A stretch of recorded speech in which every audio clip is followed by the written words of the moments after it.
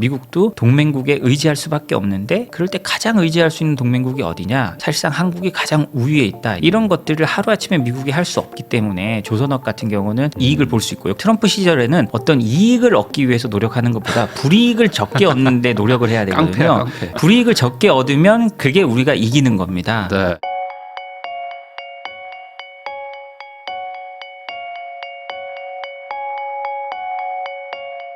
안녕하세요. 부익남TV의 부익남입니다. 오늘은 약 4년간 워싱턴 특파원으로 활동하시면서 트럼프 1기의 처음과 끝을 다 보신 조희준 작가님 모시고 지금 트럼프가 또 막 여러 가지들을 하고 있는데 이게 우리나라 또 세계 경제에 어떤 영향을 줄 수 있는지 한번 이야기해 보도록 하겠습니다. 작가님 안녕하세요. 안녕하세요. 네, 또 저번에 한번 모시고 또 이제 네. 두 번째 모셨는데 감사합니다. 그 사이에 또 트럼프 대통령이 또 여러 가지 많은 걸 또 하고 있습니다. 예, 앞으로 뭐 한두 달 뒤엔 또 더 많은 일이 있을 거라고 생각이 됩니다. 예. 그래가지고 그때 1기 때도 또 보셨지만 예. 뭐 사실 트럼프 대통령이 어느 정도 예상은 했지만 생각보다 더 좀 막 강력하게 지금 막 전 세계를 상대로 막 특히 막 동맹국도 공격하고 막 이러고 그렇죠. 있는데 예. 오늘 촬영일 기준으로는 오늘입니다. 오늘 4월 2일 뭐 미국 해방의 날이 될 것이다 하면서 뭐 네. 전방위적인 관세 부과한다 뭐 이런 예. 이야기들이 지금 돌고 있는데 예. 요거 지금 뭐 어떤 걸 한다는 건지 요거 간단하게 얘기하고 넘어가면 좋을 것 같습니다. 트럼프 대통령이 취임사부터 계속 일관되게 주장하는 게 미국 제조업 부활입니다. 그걸 통해서 제조업에 근무하는 사람들이 중산층을 이룰 수 있다. 우리는 더 이상 서비스업 저소득층을 양산하는 나라가 아니라 제조업 생산자로서 중산층을 만들겠다는 거잖아요. 네. 그러기 위해서 이제 관세를 부과하는 게 그러니까 이제 지금까지의 그 미국 경제 그다음에 뭐 세계화 이후의 경제와 결별하는 해방의 날이라는 뜻입니다. 그러니까 그렇기 때문에 이 관세를 매겨서 미국에서 만드는 것보다 해외에서 들어오는 게 어떻게든 불리하게 만들겠다는 거거든요. 네. 그런 의미에서 해방의 날이라고 하는데 어찌됐든 아주 많은 관세를 매기고 아니면 뭐 보편적 관세를 매기든 관세를 매기고 그 추후에 협상해가는 그런 형식이 될 걸로 모두들 예상하고 있습니다. 그러면은 기본적으로 제조업 분야에 대해서는 좀 그 외국에서 만들면 불리하게 만들겠다. 이게 네네, 기조라면 그렇습니다. 사실 우리나라는 좀 제조업 기반의 국가고 그러면 그렇죠. 우리나라는 또 타격이 클 텐데 예. 반대로 지금 조선업 쪽 뭐 예. 이쪽에 주식을 뭐 가지고 계시거나 그쪽 네. 업계 계신 분들은 오히려 뭐 호재다 뭐 이런 얘기들도 하고 계시더라고요. 네. 뭐 조선업은 좀 뭐 특히 뭐 좀 차이가 있는 걸까요? 이게 모든 게 좀 상대적인 겁니다. 모든 나라에 관세가 부과된다면 우리가 불이익을 조금 덜 보면 상대적으로 우위에 있는 겁니다. 네. 제가 뭐 방송에 나가거나 늘 말하는 게요. 트럼프 시절에는 어떤 이익을 얻기 위해서 노력하는 것보다 불이익을 적게 얻는 데 노력을 해야 되거든요. 깡패. 예. 불이익을 적게 얻으면 그게 우리가 이기는 겁니다. 네. 근데요. 그 조선 같은 경우는요. 미국이 그렇게 제조업을 살리고자 하지만 쉽게 살릴 수 없는 분야입니다. 왜냐하면 단순히 조선이라는 거는 숙련공들도 필요하고요. 네. 뭐 그런데 미국이 뭐 제조나 설계나 뭐 이런 걸 다 갖추고 있다고 해도 숙련공을 하루아침에 만들기가 어렵습니다. 예를 들자면 반도체 같은 경우는요. TSMC가 미국에 최신 공장을 만들었는데 자신들이 대만만큼 수율이 안 나올 줄 알았는데 벌써 대만만큼 수율이 나온다고 그런 보도가 나잖아요. 네. 그러니까 숙련공 당연히 필요합니다. 당연히 필요하지만 조선업만큼 그렇게 이제 그런 식의 숙련공은 필요 없는 조직이라는 자동화가 거거든요. 좀 돼 예, 있다. 자동화가 많이 되는데 조선은 물론 자동화됐고 설계대로 하지만 그 안에서 일어나는 수많은 임기응변 그다음에 네. 우리 이제 연세 드시고 경험 많은 분들이 또 해결해야 되는 게 있거든요. 이런 것들을 하루아침에 미국이 할 수 없기 때문에 조선업 같은 경우는 미국의 관세 정책이나 이런 거에서 우리가 상대적으로 이익을 볼 수 있고요. 그러니까 트럼프 대통령이 당선되자마자 한국에 통화하면서 뭐 조선업과 협력을 기대하고 뭐 미군 저기 수송함이나 이런 거에 대해서 세계적인 군함 짓고 이런 거에 우리나라의 능력을 높이 평가했다고 하는 게 그런 데서 나오는 거라고 생각을 합니다. 저도 예전에 조선소 한번 가봤는데 이게 네. 조선소가 진짜 그 자동화가 참 어려운 게 예. 안에도 워낙 좁고 막 복잡하게 돼 있으니까 예. 사람이 들어가서 막 다 용접해야 되고 뭐 네. 설치하고 이런 것들이 많잖아요. 예, 맞습니다. 근데 아무래도 반도체는 기계들이 아무래도 많이 자동화돼 있을 테니까 네. 생각보다 좀 빨리 됐는데 예. 조선업은 할 방법이 없으니 예. 그래서 지금 군함도 못 고친다고 미국은. 그러니까요. 미국 군수 지원함이 최근에 한국에서 6개월간 수리받고 뭐 그 한화 오션에서 수리받고 나가는 그런 신문 기사나 이게 뭐 사진을 보셨을 텐데 들어올 때는 진짜 녹슨 고기잡이배처럼 들어왔다가 나갈 때는 정말 세점 첨단 전투함처럼 돼서 나갔는데요. 네. 그때도 설계도도 제대로 없는 그런 거를 한국 기술자 노동자들이 하나하나 이제 자신들의 노하우를 가지고 그걸 고쳤다고 하거든요. 네. 그런 걸 보면 이게 하루아침에 되는 게 아니고 미국도 동맹국에 의지할 수밖에 없는데 그럴 때 가장 의지할 수 있는 동맹국이 어디냐, 이런 능력을 가진 나라가 어디냐, 사실상 한국이 가장 우위에 있다, 이렇게 봐야 될 것 같습니다. 그러면은 우리나라가 전반적인 제조업에 피해를 입을 수는 있지만 네. 그 중에서도 미국이 대체 불가능한 어떤 제조 분야는 네. 오히려 기회고 좀 이득이 될 것이다. 아, 그럼요. 그런데 미국이 뭐 말할 때도 항상 하는 게 있습니다. 미국 의원들이나 트럼프 대통령도 그 비슷한 말을 했는데요. 네. 조선업을 이렇게 해야 되는 이유는 미국 조선업이 다시 부활할 때까지 그렇다는 거거든요. 그러니까 분명히 이렇게 하면서도 네. 압박이 계속 들어올 겁니다. 옮겨라. 우리 노동자들 가르치고 우리 노동자들 숙련공 만들어야 된다라고 하면 압박이 계속 들어올 거고요. 미국이 정말 이게 필요하다라고 생각하면 중국과 해양 경쟁 때문에 정말 필요하다고 생각되면 아마 미국이 올인할 수도 있습니다. 그때는 사실 우리의 우위가 끝날 수는 있겠죠. 네. 그렇지만 그 전까지는 우리에게 기회가 될 수 있다라고 생각을 합니다. 근데 미국도 사실 인건비가 저렴한 나라가 아닌데 네, 네. 거기서 아무리 뭐 군함은 뭐 전략 뭐 그런 자산이라고 치지만 네. 이런 조선업이라는 거를 이제 부활한다는 게 상선도 예. 아니고 군함은 정말 수요도 작잖아요. 예. 그래서 이게 가능할까라는 생각도 좀 들거든요. 뭐 지금까지 뭐 상식적으로는 좀 그런데요. 네. 미국이라는 나라의 생산력에 대해서 우리가 좀 간과하면 안 되는 게 미국이 2차 대전 말기에 군함을 5일마다 한 개씩 찍어낸 나라입니다. 항공모함 뭐 예. 그냥 막 찍어내고. 군함을 5일마다 한 번씩 찍어낸 나라고 지금은 인건비나 이런 것 때문에 맞지 않기 때문에 안 하는 것뿐이지 미국이 네. 마음 먹고 하면 순식간에 할 수도 있어요. 그러니까 우리는 그런 생각을 가지고 이 업을 잘 보고 우리의 경쟁력을 최대한 지키려고 노력을 해야 되지. 미국은 처음부터 안 돼. 이러면서 우리가 이걸 다 할 수 있을 거야라고 생각하는 건 또 오산일 수 있습니다. 어쨌든 그래도 지금 단기적으로 봤을 때는 예. 따라잡을 방법은 현재 없어 보이니 뭐 우리나라 특히 이제 조선업 관련된 뭐 주식이나 이런 것들에는 호재일 수는 있겠네요. 이거는. 저는 그렇게 생각을 합니다. 예.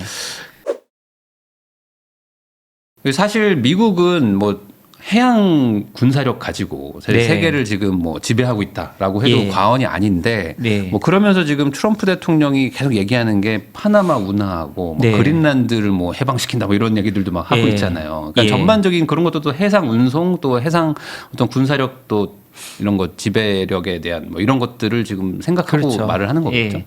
뭐 세계를 지배한 나라들은 당연히 바다를 지배한 나라가 세계를 지배하고요. 그 네. 이후로는 뭐 바다와 하늘을 같이 지배해야 지배했는데 네. 지금까지 공군력을 보면 미국은요 베트남전 이후에 공군력에서 단 어떤 적수도 없었던 나라입니다. 뭐 네. 지금도 그렇고요. 그런데 이제 바다에서는 적수가 생겼죠. 그러니까 트럼프 대통령이 더더욱 이렇게 힘을 내려고 하는 거고요. 왜냐하면 중국이라는 큰 적수가 있고 중국이 정말 뭐 성능은 미국에 못 미칩니다만 군함 수에서는 이미 미국을 벌써 50대 좀 지나면 100대가 될 거라고 하고 차이가 그렇게 나고요. 그렇기 때문에 미국이 좀 걱정이 될 수밖에 없겠죠. 특히 이제 파나마 운하 말을 트럼프 대통령이 많이 하는 건요. 실제로 그 말을 들어보면 사실 참 이게 미국 대통령이 할 수 있는 말인가 싶을 때도 있습니다. 네. 그러니까 막 말을 보면 우리 심지어 취임식에서요. 우리는 네. 파나마 운하를 되찾을 차례다라고 했다는 건데요. 미국 대통령이 취임식에서 이렇게 말하면 전쟁한다는 얘기랑 똑같이 들리잖아요. 네. 취임식이라는 게 보통 의식이 아니잖아요. 근데 트럼프 대통령이 그렇게 말을 하고요. 뭐 파나마 운하의 통제권 가져와야 된다. 파나마 운하 반환한 것은 역사적 최악의 결정이다라고 뭐 말하기도 했고요. 심지어 트럼프 대통령이 어디에선가 제가 지금 다시 찾지를 못해가지고 그러는데 카터 대통령이 돌아가신 다음에 하늘에 최악의 대통령이 하나 더 있다고 이런 식으로 말을 할 정도로 이 카터 대통령이 파나마 운하를 돌려줬는데 그런 식으로 이제 트럼프 대통령은 생각을 하거든요. 그러니까 이 안보적 차원에서 보면 미국이 그 당시에 돌려줬던 거는 상당히 문제가 될 수 있죠. 그리고 제가 한 10몇 년 전에 진짜 이 문제가 이렇게 불거지기 전에 기자할 때 그 파나마를 이 문제 때문에 취재를 간 적이 있습니다. 네. 그때 갔을 때 어떤 일이 있었냐면요. 제가 그 기사의 첫 리드라고 하죠. 첫 시작을 파나마에 있는 중국인 묘지에서부터 시작을 했습니다. 복수릉이라고 하는 한자로 그렇게 된 묘지였는데요. 그 묘지가 파나마 운하를 내려다보는 지역에 있습니다. 그 바로 밑에 무슨 묘지가 있느냐? 미국인 묘지가 있습니다. 그리고 미군 기지가 있던 자리가 보이거든요. 그건요, 파나마에 있는 중국 사람들의 어떤 생각, 이 중국 사람들은 발복 이런 걸 믿잖아요. 풍수지리를. 그래서 아마 그런 게 투영돼서 그렇게 했다고 제가 생각을 해서 그 기사의 리드를 그렇게 썼고 그 양쪽에 그때도 중국의 그러니까 홍콩이죠. 홍콩의 허치슨이 양쪽 항구를 다 가지고 있었습니다. 그래서 네. 가서 자유무역청장이나 그 자유무역지대를 둘러봤는데 정말 그 안에 단 하나도 미국 회사가 없었습니다. 그래서 그 자유무역청장한테 제가 물어봤더니 여기 미국 회사는 없나요? 미국이 어떻게 할 수가 없나요? 그때 물어봤더니 그 자유무역청장이 이렇게 말하더라고요. 아메리칸 스탠다드 그러니까 병기 회사잖아요. 네. 그거 하나쯤 있으면 있을까요? 뭐 이런 식으로 말하더라고요. 농담 삼아서 실제로 미국이 아예 통제권을 놓쳐버리는 거예요. 미국에서 아주 필수적인 거고 모든 미국의 물류가 지나가고 심지어 군함이 이동하려도 글로 네. 이동을 해야 되는데 놓쳐버리고 있었기 때문에 그 당시에도 굉장히 문제가 있었습니다. 그리고 그 당시에 파나마 지식인들 제가 인터뷰한 사람들은 이거 진짜 문제가 있다라고 하는 사람들이 있었거든요. 근데 그럼에도 불구하고 미국 대통령들이 제도적이나 뭐 이런 거나 자기들이 약속한 게 있으니까 말을 못하고 있던 걸 이 트럼프란 사람은 그냥 아무런 두려움 없이 아무런 주저함 없이 속에 있는 말을 그냥 내뱉는 겁니다. 그렇기 때문에 이렇게 더 큰 문제가 됐다고 저는 생각을 합니다. 그러니까 뭐 잘 모르시는 분들도 있으니까 이게 콜롬비아인가요? 콜롬비아에서 이렇게 예. 자치를 하게 미국이 약간 좀 도와주면서 이제 어찌 보면 거기를 개발한 그러니까 그렇죠. 미국인들이 가서 또 공사도 많이 하고 사실상 미국이 파나마 운하를 네. 만들기 위해서 파나마란 나라를 콜롬비아를 그렇죠. 세운 또 거죠. 독립을 시켰고요. 네. 그리고 독립을 시키면서 이제 거기 미국인들이 가서 약간 만드는데 5만 명, 말라리아나 이런 것까지 죽은 사람 한 2만 명이 넘게 죽으면서 만든 게 파나마 운하입니다. 네. 2만 명이라면 얼마나 많은 숫자냐면요. 우리 6.25 때 죽은 미군이 한 3만 3천 명 정도 됩니다. 그러니까 거의 뭐 6.25 정도의 희생을 치르면서 만든 운하이기 때문에 미군이 거기를 파나마 운하를 만들고 그 운영권을 당시에 가지고 있고 양쪽 8km는 사실상 미국 영토처럼 운영하고 있다가 파나마 사람들의 시위가 해주고 하니까 넘겨준 거거든요. 그거는 어쩔 수 없는 부분이 있습니다. 그래서 뭐 어떻게 안 넘겨주겠어요. 이렇게 사람이 죽고 막 무력 충돌이 나는데요. 그렇지만 이제 다시 트럼프 대통령이 야 그런 게 어딨어. 가져와야 돼. 우리 핵심 이익이야. 이렇게 말하는 겁니다. 그러니까 뭐 어찌 보면 뭐 LA와 뉴욕을 지금 예. 이제 그 바다로 건너가려면 파나마를 가지 그렇죠. 않으면 뭐 밑으로 예. 남미까지 갔다 와야 네. 되고 뭐 불가능하니까 네. 그 어찌 보면 전략적으로 정말 요충지인데 네. 여기에 지금 미국의 어떤 통제권이 전혀 없으니 가져오겠다는 건데 그렇죠. 예. 뭐 단순히 미국의 입장만 보면 뭐 그럴 수도 있다고는 치는데 네. 이게 가능한 일인가요? 불가능하죠. 사실 그래서는 안 되고요. 네. 그래서는 안 되지만, 그러니까 실제로 트럼프 대통령이 말은 그렇게 하지만 저는 트럼프 대통령을 말을 할 때 이제 과격한 온건주의자라고 말을 하는데요. 네. 말은 그렇게 하지만 지금까지 일기 때도 그렇고 지금까지도 보면 지금까지도 관세를 좀 계속 미뤄오다가 이제 시행한다는 건데 앞으로 보면 또 어떤 합의점이 있을지 모릅니다. 그러니까 그렇게 했지만 이제 그 실제로 무력을 쓸 것 같이 말을 했지만 뭐 무력을 쓰려면 항공모함이라도 그 근처 한번 지나가기라도 해야 되는데 그런 일이 또 없었잖아요. 네. 대신 이제 그렇게 트럼프 대통령의 그 오럴 압박이라고 해야 되나요? 말로 압박을 하고 이런 어떻게 생각하면 약간 미친 전략, 매드맨 스트래터지를 통해서 이렇게 미친 것 같은 모습을 보여주면서 양쪽 항구를 운영하고 있던 홍콩의 허치슨 그룹이 그거를 블랙록에 팔기로 했잖아요. 네. 팔기로 하는 식으로 해서 어느 정도 진짜로 해결을 시킨 거예요. 그러니까 지금 중국 당국에서 야 그룹 팔면 안 돼라고 지금 허치슨 그룹에 브레이크를 걸면서 약간 외교적 긴장 관계가 생기긴 했지만 어찌 됐든 파나마 운하는 트럼프 대통령의 그 매드맨 전략으로 인해서 상당히 이제 중국과는 떨어지게 됐죠. 이 파나마 운하는 중국에도 굉장히 중요한 거였습니다.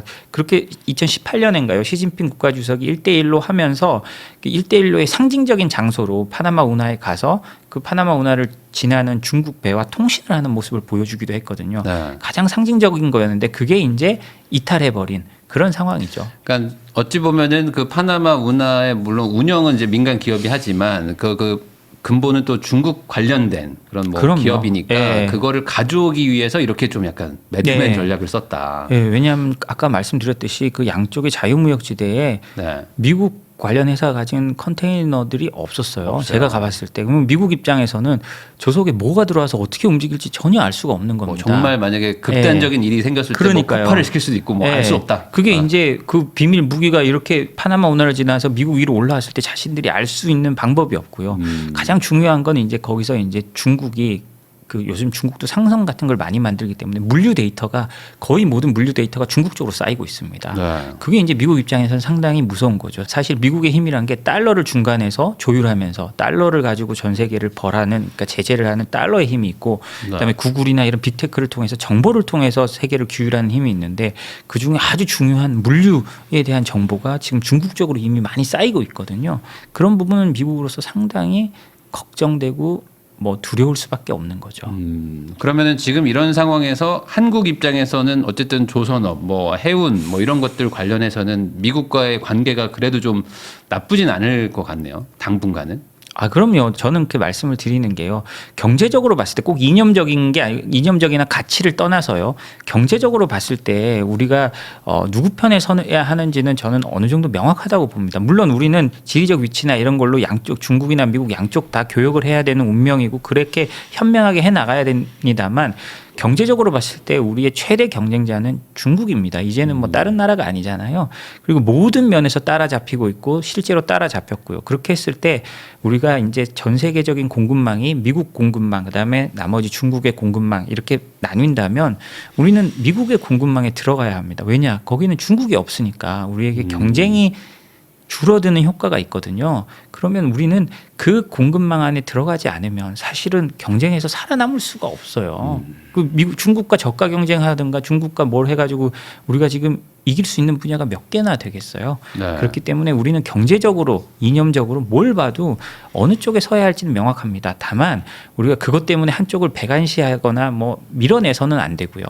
그렇게 해서는 안 되고 우리가 이제 이쪽 편에서도 가장 중국과 잘 교역할 수 있는 나라로 우리가 우리 스스로 이미지 메이킹하고 양쪽의 신뢰를 얻어가는 게 중요하다고 생각을 합니다. 결국에는 뭐 중국과는 직접적인 뭐 제조업 경쟁을 하고 있는 나라고 사실 네. 뭐 몇 년 전만 해도 지금 중국한테 다 따라잡힌다면서 되게 막 걱정들을 많이 했었던 게 또 사실인데 네.